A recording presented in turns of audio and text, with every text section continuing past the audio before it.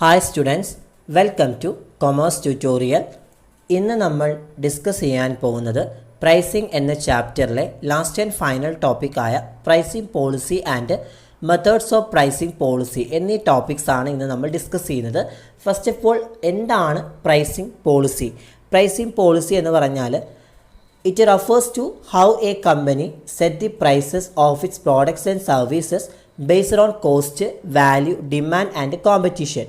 Pricing policy എന്ന് പറയുന്നത് ഒരു കമ്പനി അതിൻ്റെ പ്രോഡക്ട്സുകളുടെയും സർവീസുകളുടെയും കോസ്റ്റ്, വാല്യൂ, ഡിമാൻഡ്, കോമ്പറ്റീഷൻ എന്നിവ അടിസ്ഥാനമാക്കി എങ്ങനെയാണ് പ്രൈസ് ഫിക്സ് ചെയ്യുന്നതെന്ന് പ്രൈസിംഗ് പോളിസീസിലൂടെയാണ് സൂചിപ്പിക്കുന്നത്.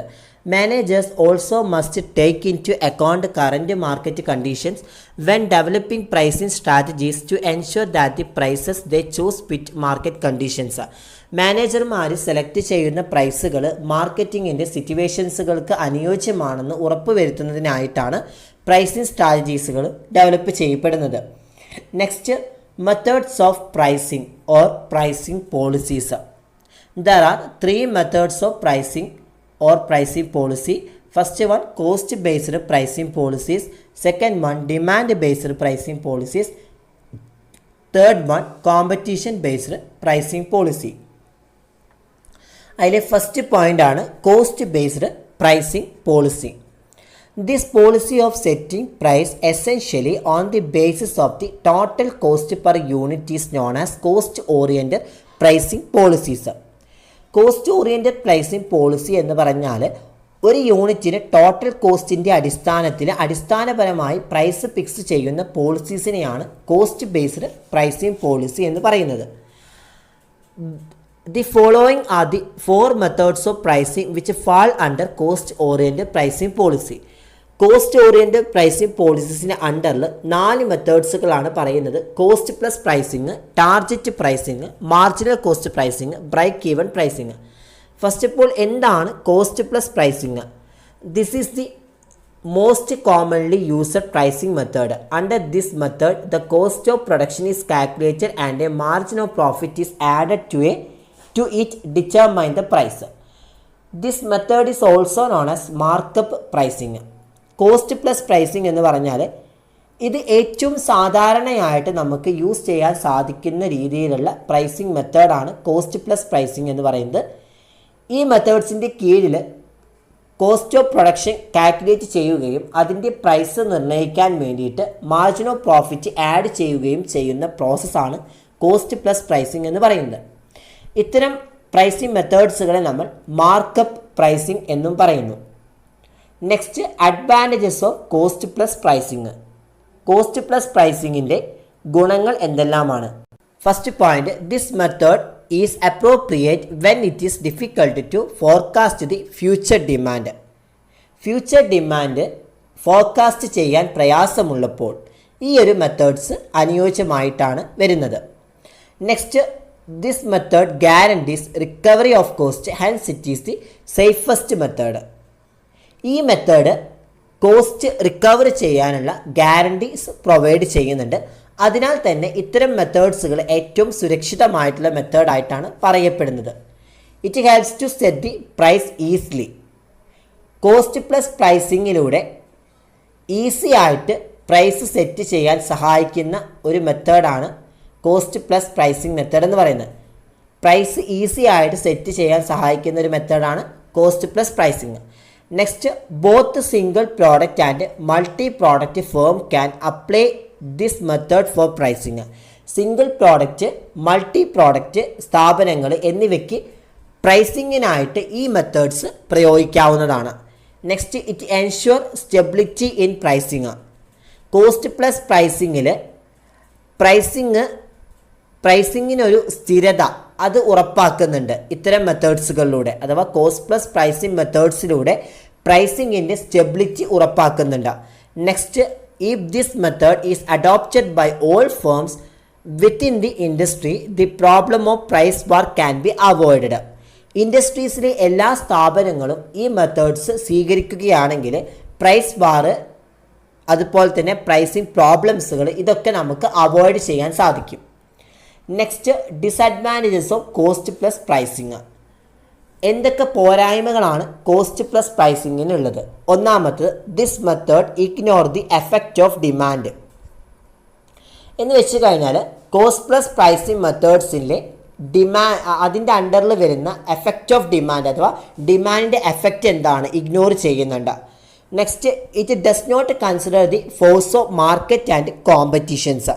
എന്ന് വെച്ച് കഴിഞ്ഞാൽ ഈ മെത്തേഡ്സിൽ മാർക്കറ്റിൻ്റെയും കോമ്പറ്റീഷൻ്റെയും ഫോഴ്സസ് അത് കൺസിഡർ ചെയ്യുന്നില്ല. This method uses average cost ignoring marginal or incremental cost.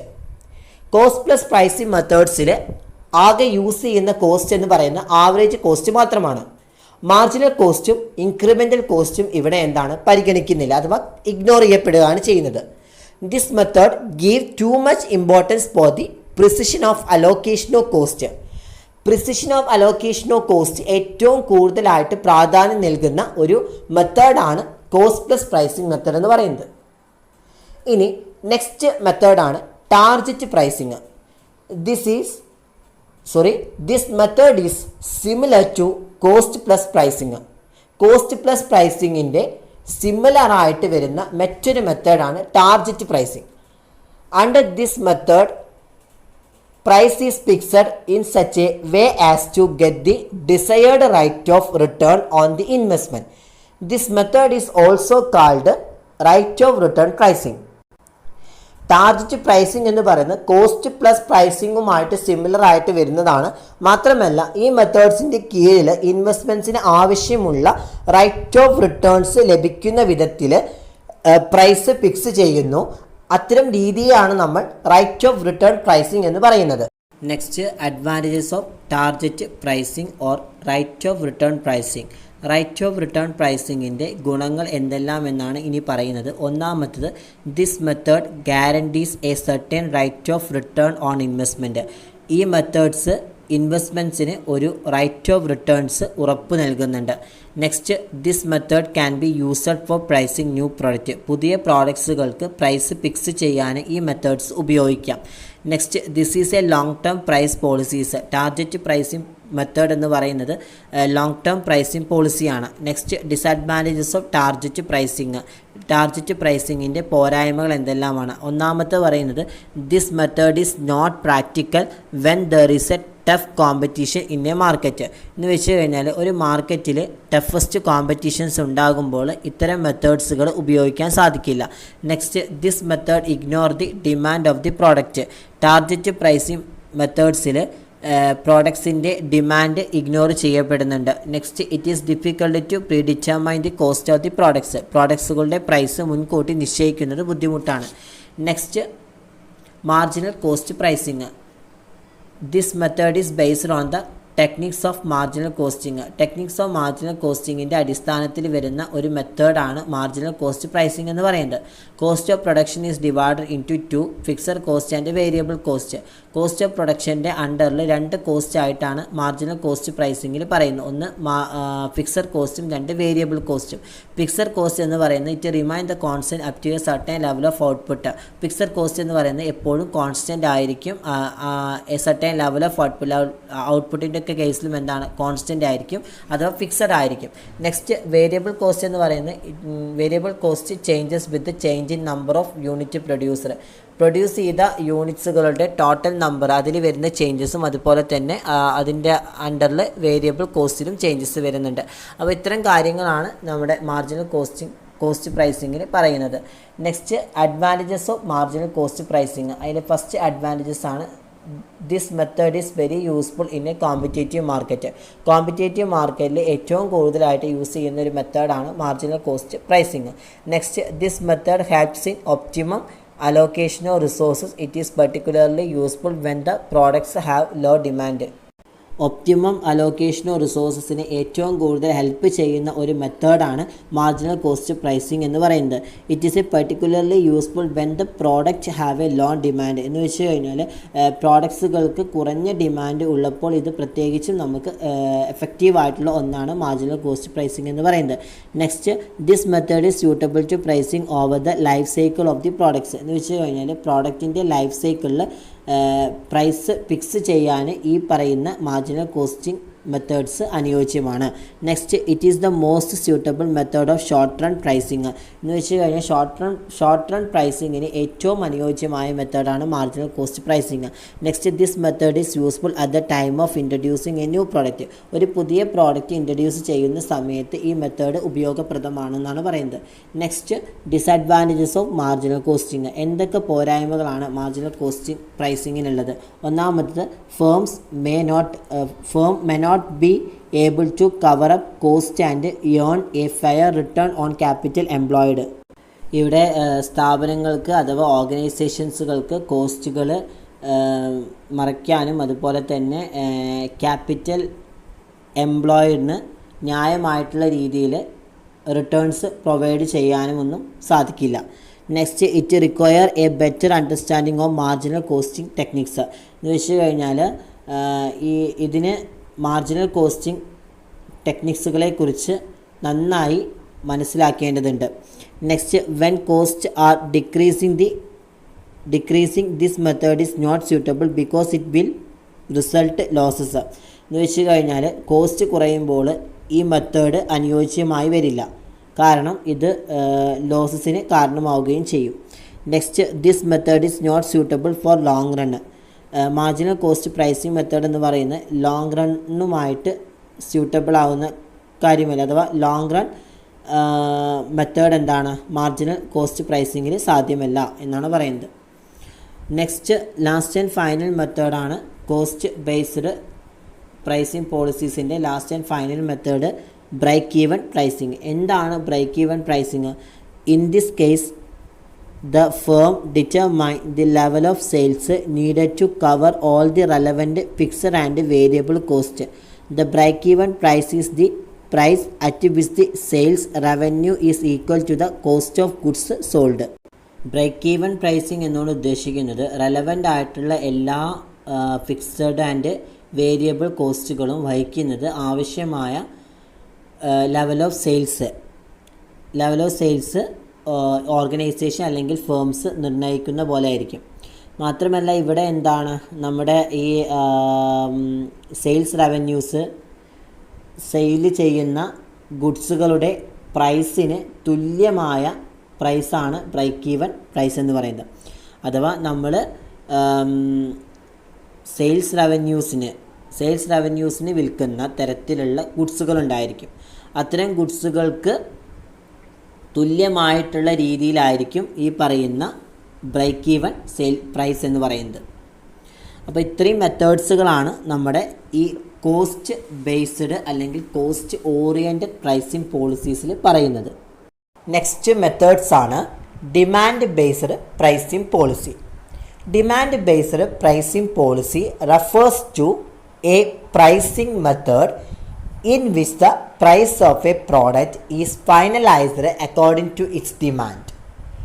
Demand based pricing എന്നതുകൊണ്ട് ഉദ്ദേശിക്കുന്നത് ഒരു പ്രൊഡക്റ്റിൻ്റെ പ്രൈസ് അതിൻ്റെ ഡിമാൻഡ് അനുസരിച്ച് ഫൈനലൈസ് ചെയ്യുന്ന പോളിസീനെയാണ് നമ്മൾ എന്ത് പറയുന്നത്? ഡിമാൻഡ് ബേസ്ഡ് പ്രൈസിംഗ് എന്ന് പറയുന്നത്. The following are the 2 methods of pricing which fall under the policy. ഇത്തരം പ്രൈസിംഗ് പോളിസികളെ അഥവാ ഇത്തരം ഡിമാൻഡ് ബേസ് ചെയ്തിട്ടുള്ള പ്രൈസിംഗ് പോളിസീസിൻ്റെ അണ്ടറിൽ 2 പ്രൈസിംഗ് കാറ്റഗറീസ് ആണ് പറയുന്നത്.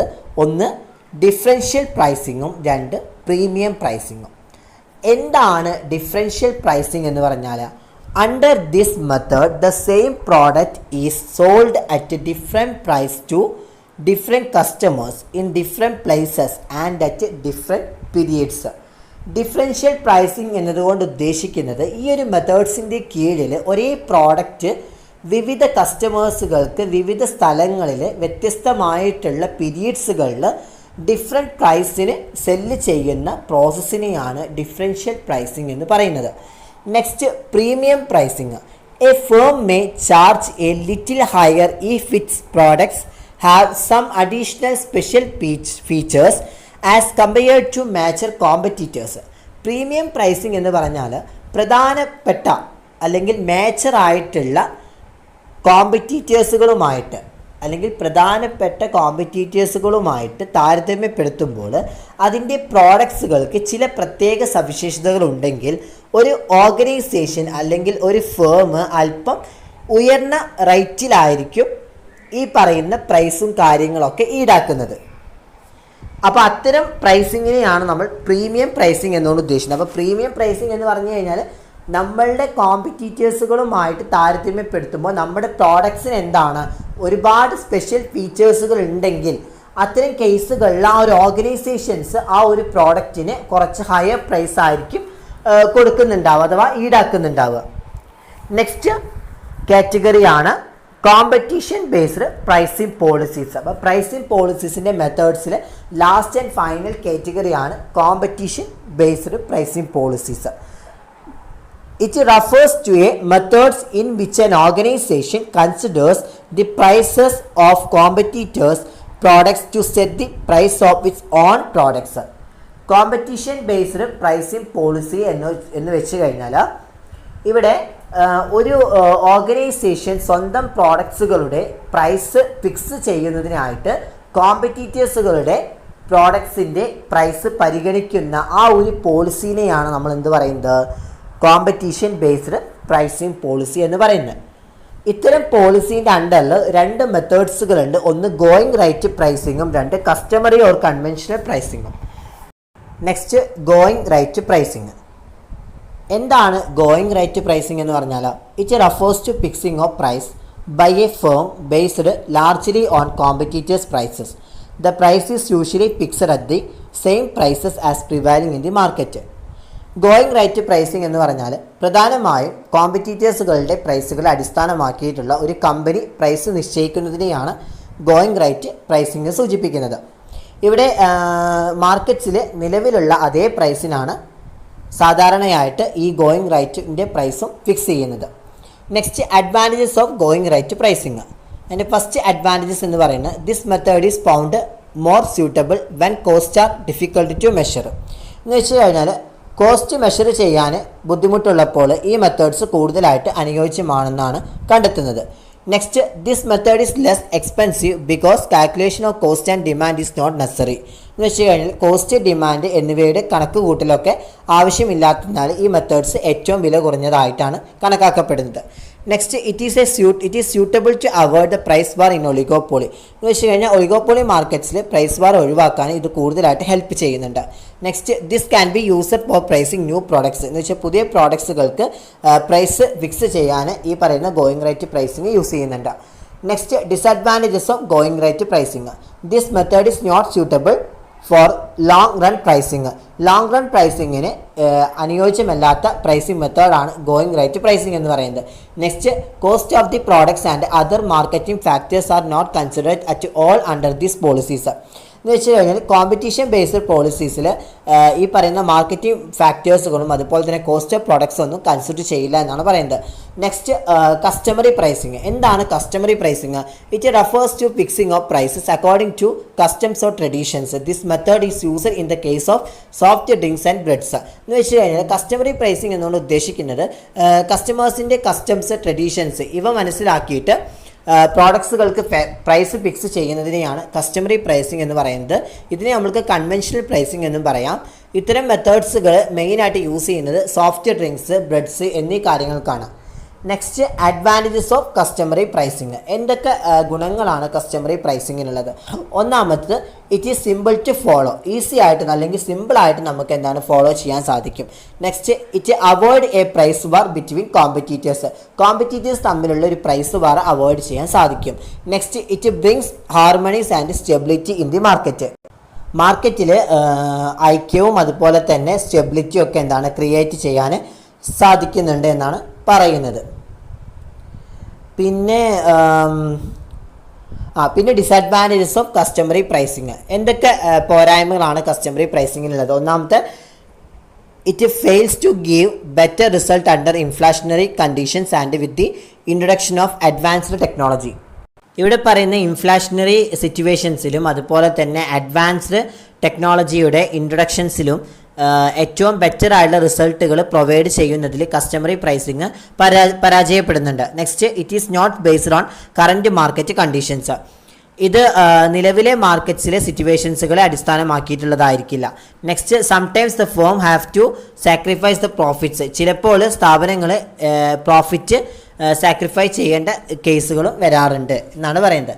അപ്പോൾ ഇത്രയും മെത്തേഡ്സുകളാണ് നമ്മുടെ പ്രൈസിങ് പോളിസീസിൻ്റെ അണ്ടറിൽ വരുന്നത്. ഏതൊക്കെയാണ്? Cost based pricing policies, demand based pricing policies and last and final one competition based pricing policies. അപ്പോൾ ഈ മെത്തേഡ്സുകളും എല്ലാ കാര്യങ്ങളും ഫോളോ ചെയ്യുക. ഈ ഒരു ചാപ്റ്റർ നമ്മുടെ ഇതോടെ കൂടി ഈ ഒരു ചാപ്റ്റർ കംപ്ലീറ്റഡ് ആയി.